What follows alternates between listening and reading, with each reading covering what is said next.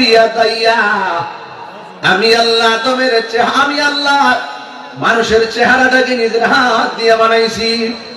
ফি I সূরাতিন মা শাআ রাক্কাবাক, আমি আল্লাহ যেমন ভাবে চাইছি এমন ভাবে আমি আল্লাহ আদম বানাইছি। জোরে জোরে কি সুবহানাল্লাহ বলা যাবে না? এই মুখের ভিতরে জিহ্বা আছে না নাই? আমি বাহিরে থুতু ফেললাম, মানুষে খাইব দূরের কথা, আমি নিজেই ধরব না। অথচ আমার আল্লাহ মুখের ভিতরে থুতু দিয়ে জিহ্বাটা এমন জিন্দা রাখছে, থুতু না থাকলে গলা শুকায় মানুষ মারা যাইত। কথা কোন ঠিক কিনা? এই পাগলা, থুতুরে ঘৃণা করিস না, থুতু দিয়ে উপকারও স্বীকার করতে হবে। এটার বাইরে আরো কিছু আমি নিজের মধ্যে দিতে গেছি, এটার বাইরে কিছু সব জায়গায় কোথাও দিস না পাগলা, সমস্যা আছে। আচ্ছা ভাই বলো দেখি, রাত্রি কেন কালো? সূর্যি মামা কোথা হতে পেল এত আলো? কোকিল কেন এত কালো? ফর্সা কেন বক? চিনি কেন এত মিষ্টি? তেঁতুল কেন টক? জিহ্বা কয়টা? কথা কাটা রে। একটা জিহ্বার ভিতরে চিনি দেওয়ার পরে লাগে তিতা, ঠিক না?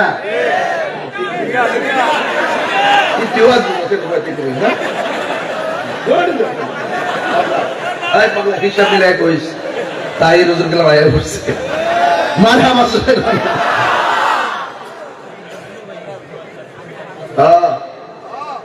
চিনি দিলে লাগে কি? আরো জোরে। তেঁতুল দিলে? তেঁতুল দিলে? জিহ্বা কয়টা? মরিচ দিলে? মরিচ দিলে? হাই রে, একটা জিহ্বা দ্বারা রঙের বেরঙের একটা নয়, আমি পেয়েছি 69টা স্বাদ তিনি অনুভব করায়। তিনি কেউ না, জবান খুলে বলো তিনি কে? তো তাদেরকে বলেছি যে আমার দ্বিতীয় মাহফিল আছে তিতাস থেকে আরো অনেক ভিতরে, এখান থেকে যেতে লাগবে 2.5 ঘন্টা। সেই জন্য 9টা পর্যন্ত সময় হলে আমি কোন রকম থাকতে পারবো। তো সেই জন্য আমি আপনাদেরকে বলবো, বাড়ি করে যারা আছেন দয়া করে আদবের সাথে এসে সুন্দর করে বসে পড়ুন, যেন অন্তত পক্ষে যেন মাহফিলটা প্রাণবন্তভাবে আপনারা শুনতে পারেন। আমি বেশি ডান বাম কথা বলবো না। ধন্যবাদ জানাই পুলিশ প্রশাসনকে এবং এক ঝাঁক তরুণ কমিটিদেরকে, যারা এই মাহফিলটিকে সুন্দর করে সাজিয়েছেন। আমার ভাইরা, বিশ্বাসের কোনো বিশ্বাস নাই, কেউ থাকবে। গত রাত্রে কুমিল্লাতে মাহফিল করে চলে গেছি, আবার ঢাকা মিরপুর 10-এ গিয়ে একটি জানাজা পড়েছি, যারা 2:30টার সময়, 3টার সময় রওনা দিয়ে আবার ডাইরেক্ট আপনাদের শিবির 6:30টার সময় এসে আপনাদের বাড়িতে পড়ছি। তো সেই জন্য আমি শিডিউলের প্রতি খুব যত্নশীল। তো আল্লাহ যেন আমাদের সকলের ইজ্জত সম্মানকে রক্ষা করে, আমিন করুন। কুয়াশার মধ্যে বসে আছেন, ইনশাআল্লাহ মাহফিলটা কবুল করে নিতে পারেন।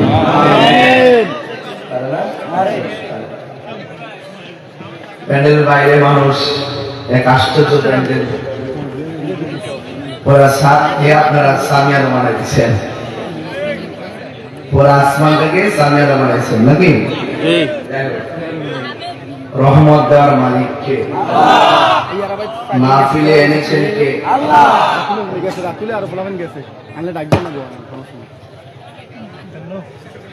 আমি আপনাদের খেদমতে যতটুকু কথা বলবো, বাড়ির মা বোনদেরকে বলবো একটু মনোযোগ দিয়ে শুনবেন। মা বোনদেরও প্রজেক্টর আছে, প্যান্ডেল আছে। আমার ভাইরা, আওয়াজ করে বলুন, হায়াতের মালিক কে? আল্লাহ। মাহফিলে এনেছেন কে? আল্লাহ। নিয়ে যাবেন কে? আল্লাহ। বিশ্বাসের মেঘনার দিকে হোটেল আছে, সেখানে আমরা খাওয়া দাওয়া করেছি। মারহাবা জোরে বলুন। আপনাদের খেদমতে আওয়াজ থাকবে, কেউ যেন কথা না বলে। কেউ যেন আমরা কথা না বলি, ঠিক আছে? সবাই আমার সাথে সাথে মহব্বতে আমার সাথে বলুন, আউযু বিল্লাহি মিনাশ শাইতানির রাজীম, বিসমিল্লাহির রাহমানির রাহিম, মিনহা খালাকনাকুম وفيها نعيدكم ومنها نخرجكم تارة أخرى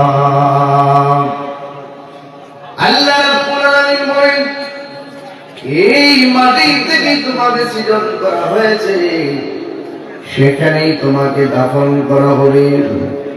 এই জায়গা থেকে তোমাকে উলম্ব অবস্থায় উঠানো হবে। যে জায়গার মধ্যে সবাই উলম্ব অবস্থায় উঠবে, ওই মাটির নাম হলো হাসরের ময়দান। আল্লাহ বলে, মাটি থেকে তোমাকে বানাইলাম। এই হার মার্জা হলো আদমের দিকে। কার দিকে? আরো করে কোন কার দিকে? আদমের দিকে। আমার আদি বাবা। আল্লাহ ডাক দিয়ে কয়, জিবরাইল, জমিনের মধ্যে যায় এক মুষ্টি মাটি নিয়ে আসো। জিবরাইল আসলেন, মাটি দিয়ে। জিবরাইল, কেন আসছো? এসেছি মাটি নেওয়ার জন্য। মাটি দিয়ে কি হবে? মাটি দিয়ে আল্লাহ প্রতিনিধি বানাবে, এই জমিনের মধ্যে প্রতিনিধি পাঠাবে। মাটির একটা অভিজ্ঞতা আছে। অভিজ্ঞতাটা হলো, মানুষকে এই গলার মধ্যে পাঠাইবার আগে জিন জাতিকে পাঠাইছিল। জিন জাতিরা আল্লাহর সঙ্গে অনেক নাফরমানি করেছে।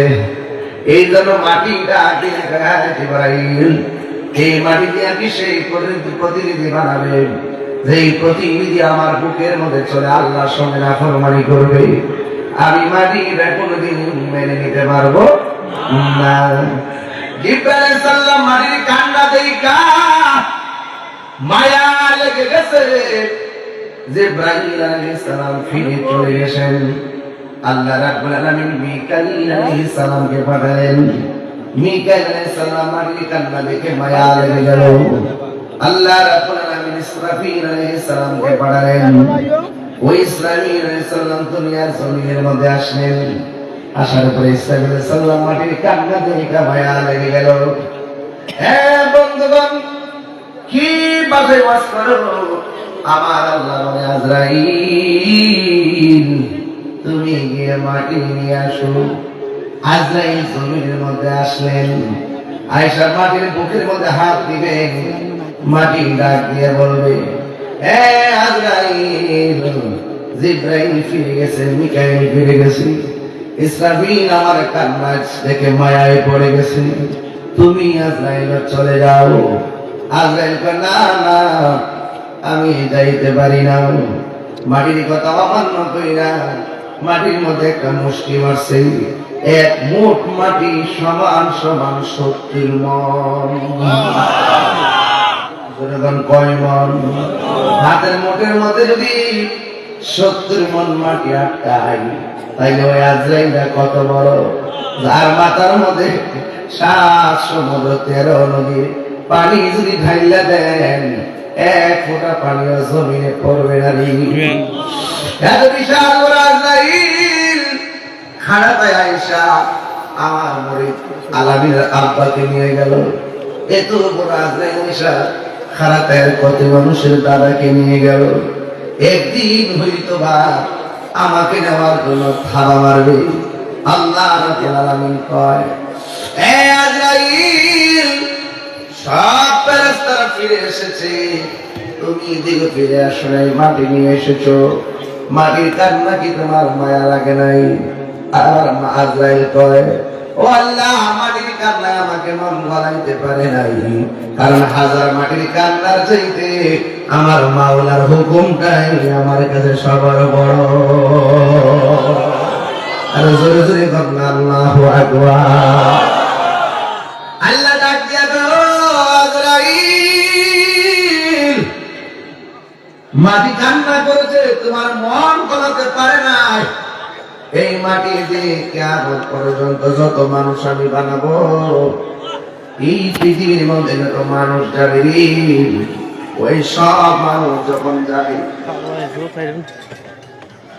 সব মানুষ যখন যাবে, সন্তানের কাছে মা কাঁদবে, মায়ের কাছে সন্তান কাঁদবে। হে বন্ধু, রুমে রুমে রুমে নারে তাকবীর, নারে রিসালাত, প্রধান অতিথির আগমন, শুভেচ্ছার স্বাগতম। গাজীপুরবাসীর পক্ষ থেকে, গাজীপুরবাসীর পক্ষ থেকে, যুব সমাজের পক্ষ থেকে লাল গোলাপ শুভেচ্ছা। সম্মানিত এলাকাবাসী, সম্মানিত এলাকাবাসী, ইতিমধ্যেই আমাদের মাঝে উপস্থিত হয়েছেন আজকের মাহফিলের প্রধান অতিথি, প্রধান অতিথি, এই বুড়িচং ভ্রমণ করার গণমানুষের নেতা, বুড়িচং উপজেলার 7 নির্বাচিত বিএনপির সভাপতি জনাব এটিএম মিজানুর রহমান সাহেব। আমরা সকলে বলি আলহামদুলিল্লাহ।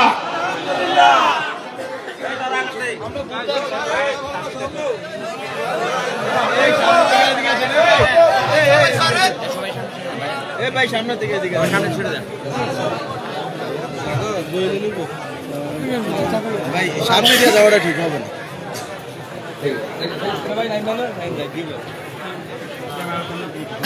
সকলে বলি আলহামদুলিল্লাহ। আমাদের আজকের মাহফিলে সম্মানিত প্রধান অতিথি, আপনার অত্যন্ত প্রিয় মানুষ, আমাদের প্রিয় মানুষ, বুড়িচং উপজেলা পরিষদের সাবেক chairman ATM Mizanur Rahman chairman ভাই, তিনি এসেছেন। আমার পক্ষ থেকে আন্তরিক অভিনন্দন ও মোবারকবাদ জানাচ্ছি। যারা এসেছেন সবাই আদবের সাথে নিরিবিলি একটু বসে বসে কথাগুলো শুনেন, একটু দুরূদ শরীফ পড়েন। আল্লাহুম্মা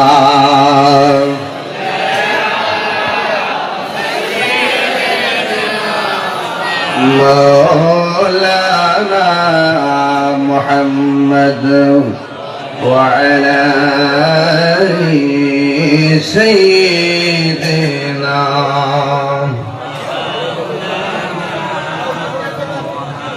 মহাপদে বলেন আলহামদুলিল্লাহ। আমার বাবারা, যেই কথাগুলো আমি বলেছিলাম, এটা কোনো আমাদের সৃষ্টির তত্ত্বের কথা। সৃষ্টির তত্ত্ব যদি আপনার হাতে না থাকে, আপনি নিজের দেহ তত্ত্বকে খুঁজে পাবেন না। আপনাকে দলিল হাতে থাকতে হবে, তাহলে জমিনের মালিকানা বুঝতে সহজ হবে। কথা কোন ঠিক কিনা? আল্লাহ ডাক দেয়া বলে, ও আজরাইল। জিব্রাইল ফিরে এসেছে, মিকাইল ফিরে এসেছে, ইসরাফিল ফিরে এসেছে, মাটি আনতে পারে নাই। তুমি মাটির কান্নায় তোমার হৃদয়কে বিগলিত করতে পারে নাই। এখন তুমি যে মাটি নিয়ে এসেছো, তোমার মন কি গলে নাই? আজরাইল আলাইহিস সালাম বলেন, ও আল্লাহ, হাজার মাটির কান্নার চাইতে আপনার হুকুমটাই আমার কাছে বড়। আপনারা জবান খুলে কোন, আজরাইলের এক মুষ্টিতে কয় মন মাটি? এই আওয়াজে মানিয়া জোরে বলুন। হাতটাকে ছোট না বড়? 7 সমুদ্র 13 নদীর পানি মাথায় ঢাললে পানি নিচে পড়ে, তাইলে আজরাইল কি বড় না ছোট? এ তো বিশাল বড় আজরাইল। আল্লাহ ডাক দিয়ে কয়, আজরাইল রে, আমি আল্লাহ মাটি দিয়া আদম বানাবো। সুবহানাল্লাহ বলে, আমি আল্লাহ মাটি দিয়া আদম বানাবো। আদমের করতে কিয়ামত পর্যন্ত আমি আল্লাহ সন্তান পাঠাবো। কিন্তু তুমি যেহেতু মাটির কান্না তোমাকে দিল গলাইতে পারে নাই, আমি আল্লাহ ওই মানুষগুলোর রূহকে কবজ করার দায়িত্ব আমি আল্লাহ তোমাকে দিয়ে দিলাম। হে বন্ধুগণ, এবার আল্লাহ বলে, ও ফেরেশতা ফেরেশতারা আদম বানাও, আদম বানানো শুরু হয়ে গেল। কোরআন হাদিস খুলে দেখো, আদম তো সামান্য নয়। কোরআন হাদিস খুলে দেখো, আদম তো সামান্য নয়। যাইয়া দেখো পাক কোরআনে সূরাত আল বাকারাতে বলিয়াছেন পাক জাতে, বলিয়াছেন পাক জাতে আদম হাওয়া হইতে জুদা নয়। কোরআন হাদিস খুলে দেখো, আদম তো সামান্য নয়। জোরে জোরে কি আল্লাহু আকবার বলা যাবে না? যাইয়া দেখো পাক কোরআনে সূরাত আল মায়েদাতে, যাইয়া দেখো পাক কোরআনে সূরাত আল মায়েদাতে বলিয়াছে পাক জাতে, বলিয়াছেন পাক জাতে রাসূল খোদা হইতে জুদা নয়।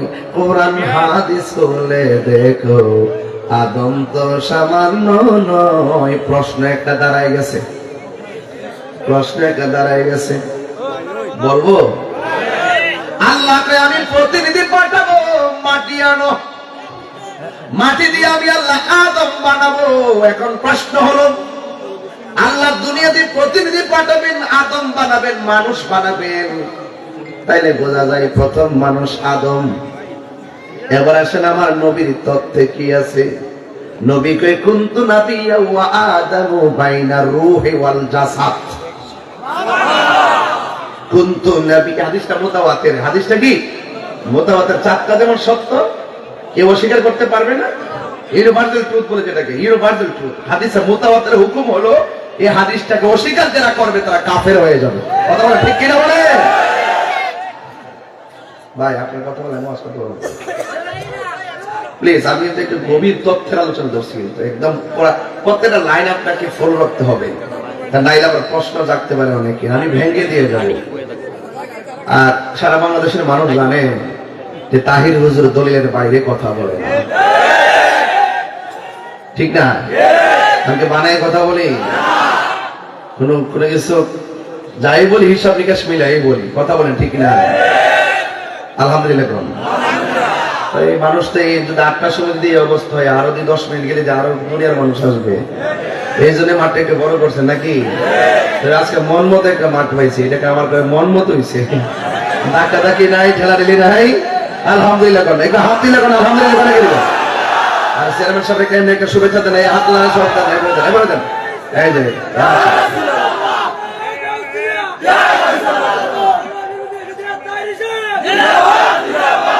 আলহামদুলিল্লাহ কন। সবাই আমার সাথে বলেন লা ইলাহা ইল্লাল্লাহ। ভালো লাগে লা ইলাহা লা ইলাহা ইল্লাল্লাহ থেকে নবী। প্রশ্নটা কি সাধারণ না অসাধারণ? মাতা ওয়াজাবাত লাকান নবুওয়াত। কখন আল্লাহ আপনাকে নবুয়তের উপরে সাব্যস্ত করেছেন? আমার নবী বলে যখন তখন নাই, যখন কখন নাই তখনই আমি নবী। তাই বুঝে, মানে সামনে যা দেখে তাই বুঝে। মাঝে মাঝে শুধুমাত্র এই যে দেখবেন ডলার খাইলে কারণ হল না, আপনি একটা বান্ডেল ধরাই দেন দেখবেন দুয়ার বাসা পাল্টাইছে। এই তো মুনাফিকি সুন্নি জনতা করে না, কথা বলে ঠিক না বেঠে? আমরা আহলে সুন্নাত ওয়াল জামাত, আমরা তথাকথিত কোনো দালালি করি না, আমরা মদিনাওয়ালার প্রেমের দালালি করি, ঠিক কি না? যার অন্তরে নবীর প্রেম থাকবে তাকে আমরা অ্যাবসলিউটলি স্যালুট। যেখানে নবীর প্রেম নাই তার সঙ্গে আমরা নাই, কথা বলে ঠিক না? গতকাল দেখছি একজন বলতেছে, আমার চেয়ারম্যান ভাইরে মনে করতে মিজান ভাইরে বলতে হয়, একজন বলতেছে কয় আল্লাহ আমার খেত মর্যাদা দিছে, আসমানের সূর্য আমার লেগে দাঁড় করে রাখবে। বুঝতেছেন ব্যাপারটা? এই সমস্ত অবান্তর কথা তো আমরা ধর্ম যারা গবেষণা করি, আমরা মনে করি এই বক্তব্যগুলো অমার্জিত, অগ্রহণযোগ্য, কথা বলেন ঠিক কিনা? এজন্য শুধুমাত্র যা চোখে দেখেন তাই না, এটার বাহিরে আরো অনেক কিছু আছে, আছে কিনা বলেন? আল্লাহ রাব্বুল আলামিন গো বন্ধু, আল্লাহ ডাক দিয়ে কয়ে, আল্লাহ রাব্বুল আলামিন বলেন আদম বানাও। সুবহানাল্লাহ বলে গেলে কেন? আল্লাহ রাব্বুল আলামিন ডাক দিয়ে কয়ে আদম বানাও। পায়ের তলা থেকে গলা পর্যন্ত আদমের নকশা বানাইছে। জোরে জোরে কি সুবহানাল্লাহ বলা যাবে না? আদম আলাইহিস সালাম হলো আমাদের আদি পিতা। কথা বলেন ঠিক কি না? আমাদের কি পিতা? আমাদের আদি পিতা। আমার বাপের খবর যদি না জানি তাহলে সৃষ্টির তত্ত্ব আমরা বুঝবো না। এই জন্য সন্তান মানে বাপের খবর নিবে, সন্তান আদর্শ সন্তান মায়ের খবর নিবে। আমার বাবা হলো জন্মদাতা বাবা, আর আদম আলাইহিস সালাম হলো আদি বাবা, আর ইব্রাহিম আলাইহিস সালাম হলো জাতির বাবা, আর আমার নবী হলো রূহানি বাবা। জোরে গণ ঠিক কি না? একজনে আম গাছ আমি ধরে, জাম গাছ জাম ধরে, ছাগলের ঘরে ছাগল হয়, মানুষের ঘরে তো মানুষই হয়। নবী তো মানুষের ঘরে হয়েছে, তাই নবী আমরা মতোই মানুষ। আমি একটু তারে স্মরণ করে দিতে চাই, বাতিজা তুমি যে কইলা মানুষের ঘরে হইলে মানুষ হয়, তাহলে আদম নবী কোন মানুষের ঘরে হয়েছে দলিল দেয়? আমি বলছি না সোজা উত্তর দিয়া শরীয়ত দিয়া কিছু পাইতেন না? আদম নবীর বাপের নাম কি বল? মা হাওয়ার মায়ের নাম কি বল? হযরত ঈসা রূহুল্লাহর আত্মার নাম কি বল? তার এই পাওয়ার হলো বাপ মা ছাড়া আল্লাহ সন্তান দিতে পারে, মানুষ বানাইতে পারে, বাপ ছাড়া পারে, মানুষ দিয়া পারে। এই জন্য সব কিছুর কারিগর রব।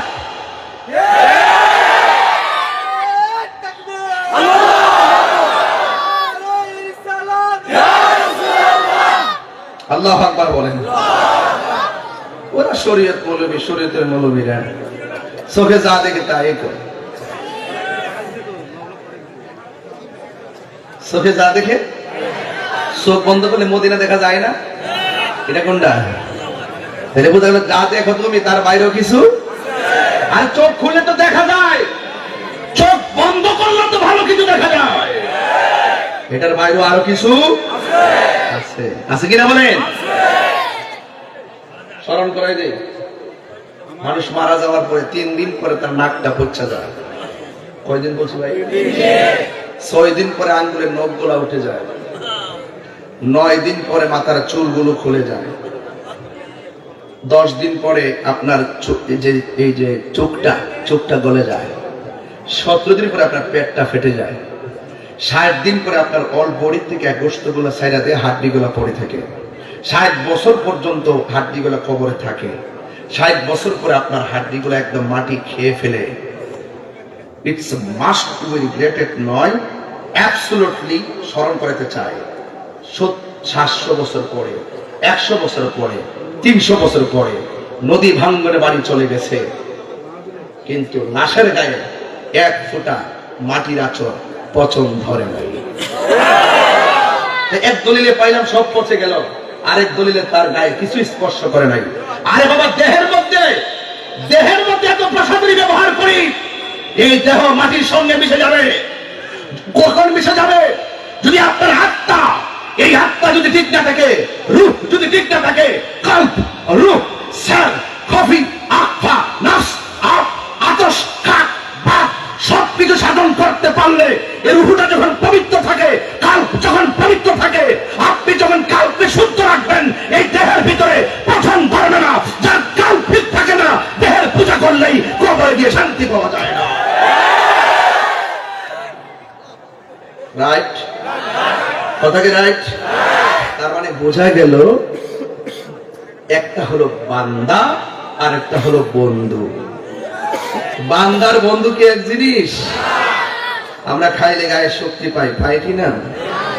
আর কলবের একটা খাদ্য আছে, আমরা যে জিকির করি তখন এই জিকির নিয়ে অনেকে রাম তামসা করে, অনেক বাজে কথা বলে, এডিটিং করে বাজনা ঢোকায়, আমাদেরকে প্রশ্নবিদ্ধ করে রাষ্ট্রযন্ত্রের কাছে আমাদেরকে পুরো রাষ্ট্রযন্ত্র থেকে -4 বলে রাখা হয়েছে।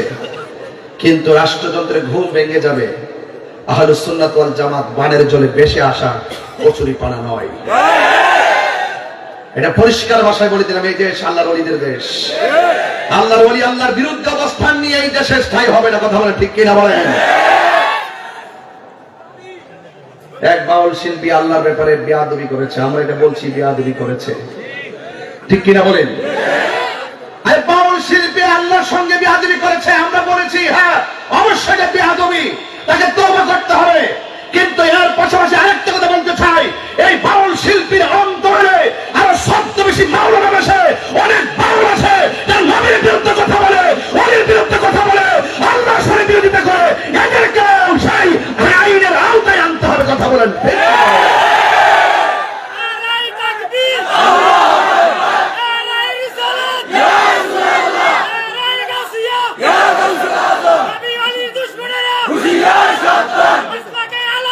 জিন্দাবাদ জিন্দাবাদ, আল্লাহু আকবার, জোরে বলুন। আমি ওইটা বোঝাচ্ছি না, আমি বলছি আমরা যা দেখি তার বাইরেও কিছু, বলেন না তার বাইরেও কিছু, এটার নাম হাকিকত। এটার নাম কি? আপনি মার্কেট থেকে আসছেন, শুধু আসমান দেখছেন, জমিন দেখতেছেন, রাইট? কিন্তু এর বাইরে কোথায় ছিলাম এটা কি মনে আছে? অস্বীকার করতে পারবেন? ওই যে আছে অস্বীকার করতে পারবো না, এটা অদৃশ্য, এটা হাকিকত, এটা মানার নাম ঈমান। আপনি কি এমনি হয়ে গেছেন? আল্লাহ রাব্বুল আলামিন বলেন, আমি কি খুব বেশি চিল্লাইতেছি নাকি আজকে?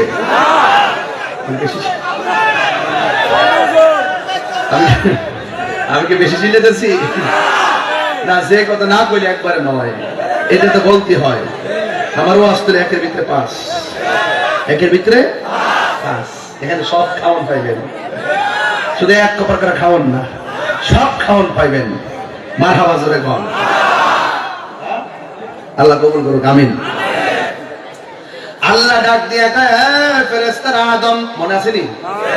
ফেরেশতারা মায়ের তলা থেকে গলা পর্যন্ত বানাইলেন। আল্লাহ বলে, রাখ রাখ, চেহারাটা আমি আল্লাহ নিজের হাতে ডিজাইন করব। চেহারাটা দেখেন তো, মিজান ভাইয়ের চেহারা, আমার চেহারা, আমার বাজির চেহারা, আমরা একসঙ্গে চারটা টেবিলের মধ্যে চার চেয়ারে চারজন বসা নাকি? নাক কিন্তু ঠিকই আছে, ঠোঁট কিন্তু ঠিকই আছে, চোখও ঠিক আছে, কিন্তু একজনের সাথে আরেকজনের মিলে। ও কত অপরূপ, কত অপরূপ! সুবহানাল্লাহ কোন? সাধারণ কথা না, এটা অনেক কঠিন ব্যাপার। গভীর মনোযোগ। হে যুবক, আল্লাহ কয়, রাখ রাখ, খলাকতু বিয়াদাইয়া, আমি আল্লাহ তোমার চেহারা, আমি আল্লাহ মানুষের চেহারাটাকে নিজের হাত দিয়ে বানাইছি। ফি আই সূরাতিন মা শাআ রাক্কাবাক, আমি আল্লাহ যেমন ভাবে চাইছি এমন ভাবে আমি আল্লাহ আদম বানাইছি। জোরে জোরে কি সুবহানাল্লাহ বলা যাবে না?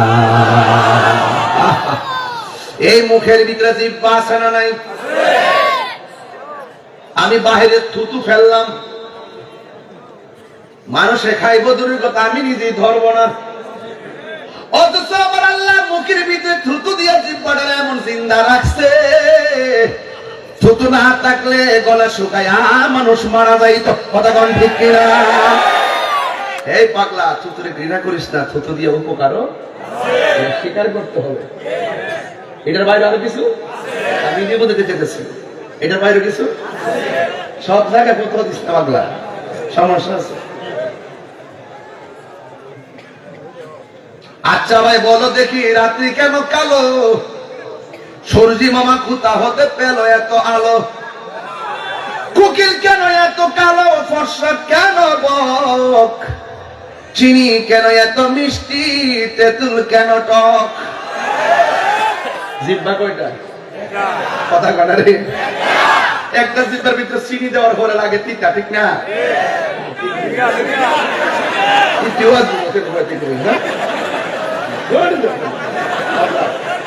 হিসাব মিলাই কইস, তাই রোজন গেলাম আয়া করছে।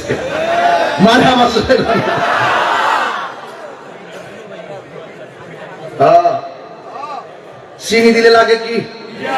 আরো জোরে। তেঁতুল দিলে, তেঁতুল দিলে। জিহ্বা কয়টা? মরিচ দিলে, মরিচ দিলে। হাই রে, একটা জিহ্বা দ্বারা রঙের বেরঙের একটা নয়, আমি পেয়েছি 69টা স্বাদ তিনি অনুভব করায়। তিনি কেউ না, জবান খুলে বলো তিনি কে? ওয়া ইলাহুকুম ইলাহু ওয়াহিদুন লা ইলাহা ইল্লা হুয়ার রাহমানুর রহিম।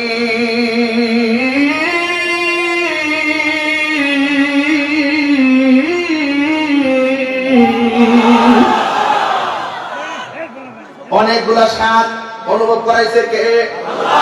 আল্লাহ। ও বান্দা, ও ফেরেশতা, আমি আল্লাহ ডিজাইন করব। আল্লাহ রাব্বুল আলামিন ডিজাইন করলেন। সোজা দাঁড়াইস, সুবহানাল্লাহ। ভিতরে রূহ দিছে। আল্লাহ এত অন্ধকার লাগে থাকতাম না, আবার দিছে। ওরে আল্লাহ এত অন্ধকার লাগে, আর থাকতে হবে। তৃতীয়বার যাওয়ার পরে আল্লাহ এত সুন্দর জায়গা, আর বাড়িতাম না। সাথে সাথে আদম নবী একটা হাসি দিছে। কি দিছে?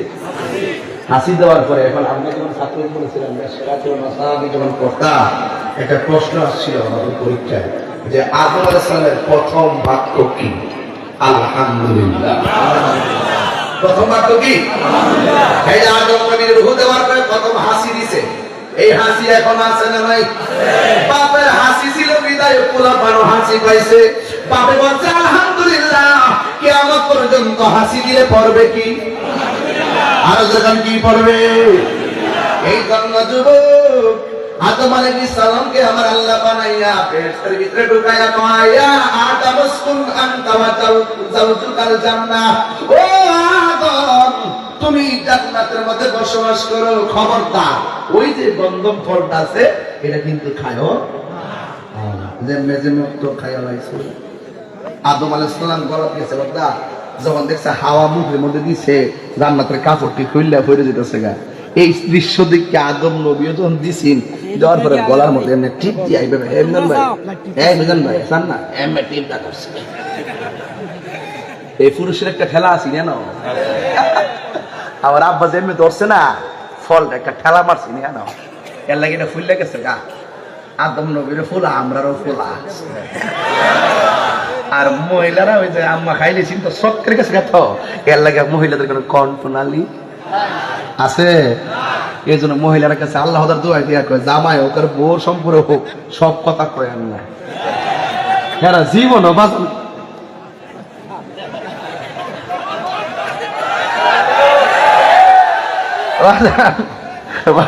বাজার কি যে খেলা, আল্লাহ পাক প্রেমের খেলা খেলাইছে। প্রত্যেকটা সৃষ্টির পিছনে একটা রহস্য আছে না ভাই? যাক, পারাইছে আল্লাহ দুনিয়াতে। কোথায় পড়েছে? ওই যে কইছে খাইছে না, খাইছে। আল্লাহ কইছে হবে না, বাইরে যাও। আদম আলাইহিস সালাম পাঠাইছে শ্রীলঙ্কা। আদম আলাইহিস সালাম প্রথম পাঠাইছে কোন দেশ? শ্রীলঙ্কা। আর মা হাওয়ারে পাঠাইছে জেদ্দা। একজন এই প্রান্তে, আরেকজন, আর কাহার সাথে কাহার কোনো দেখা। শেষ পর্যন্ত আদম আলাইহিস সালাম আল্লাহর কাছে অনেক তওবা কান্নাকাটি করছে। রব্বানা যালামনা আনফুসানা ওয়া ইন লাম তাগফির লানা ওয়া তারহামনা লানাকুনান্না মিনাল খাসিরিন। তুমি আমার এত রাগ ডাকলাম, তুমি আমার মাফ করলা না, তবে তুমি তোমার বন্ধু নবীর ওসিলায় মাফ করে দাও। আল্লাহ কয়, আদম কাইফা আরাফতালে মুহাম্মদ, তুমি নবীরে কেমনে চিনছো? আদম আলাইহিস সালামকে আল্লাহ যখন তুমি আমাকে বানাইছো, তখন আমাকে যখন ভিতরে রূহ দিছো, ফারাইতু আলা সাকিল আরশ, আমি আরশের চৌকাঠের দিকে তাকাইছিলাম, তাকায় দেখেছি ফাফিহি মাকতুবান লা ইলাহা ইল্লাল্লাহু মুহাম্মাদুর রাসূলুল্লাহ। আমি দেখেছি আরশ আজিমের মধ্যে এক পাশে আল্লাহর নাম, আরেক পাশে তোমার বন্ধুর নাম। নিশ্চয়ই তাকে অনেক মহব্বত করে। কেউ যদি লেখে D+T, কেমন লাগে বেশিটা? কেমন লাগে? বোঝা যায় যে ডি এবং টি এর সম্পর্ক। খোলাফার অনেক কাছে হাত কাটতে লাগবে, ফুইরালা আসেনি? বেহুব দিকে পরে বেহুব পুরো স্কিল লেগে পছন্দ হয়েছে, বিয়ার প্রস্তাব দেয়, বিয়া করে লইব। কথা ঠিক না বেটি? প্রেম দরকার কি? নাইলে আমার কাছে কো, আমি কি মরে গেছি কেন? তোমার আব্বা আব্বার কম বাদ বিয়া। এরপরও কিছু রুজি রোজগার করলে ভালো, কারণ বোর্ডও তো হাল দিব। কথা কন ঠিক না বেটি? এজন্য একটু সক্ষমতা তৈরি করে বিয়া করলই বালা নাইলে কিন্তু অভাব যখন ঘরে দেখা দেয় ভালোবাসা গেলাম জানা না দিয়ে ভালো জায়গা বহুত প্রেমের বিয়া দেখছি রাত্রেবেলা ভালোই দিনের বেলা কানতে কানতে জীবন শেষ আবার কিছু কিছু পুরাফান আছে বিয়ার সাথে না হইলে এক রশির মধ্যে লাগাই হা ওই মেন্ডা গাছের উপরে ওঠে বরং গাছের উপরে ওঠে আম গাছের উপরে উঠা আমাদের একটা রশি লাগায় হে আমাদের লাগায় ওখানে পিকনিক করে কো তোকে আমি বাঁচবো না পরিষ্কার করে এক রশির মধ্যে দুই জন লাগিয়া যখন কয় I love you I want to kill for love with for my love ইত্যাদি কেটে বলার পরে আমার মানে প্রথমটা লাগাইছে তো ভালো ভালো যখন গুরুর কাছে রশিটা ছেড়ে দেয় তো আপা আমারে বাঁচা আপা আমারে বাঁচা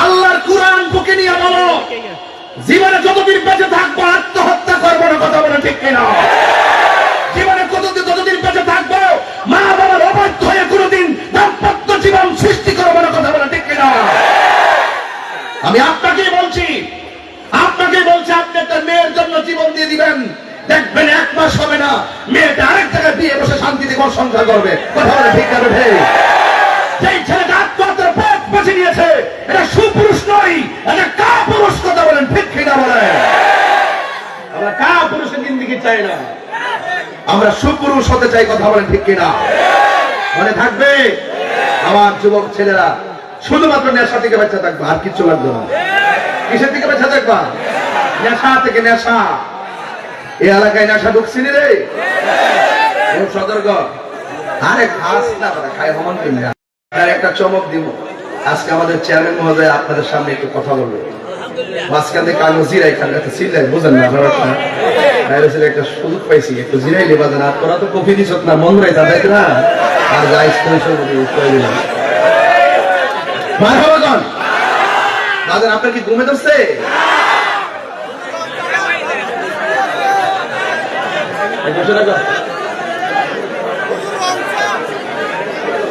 না বলো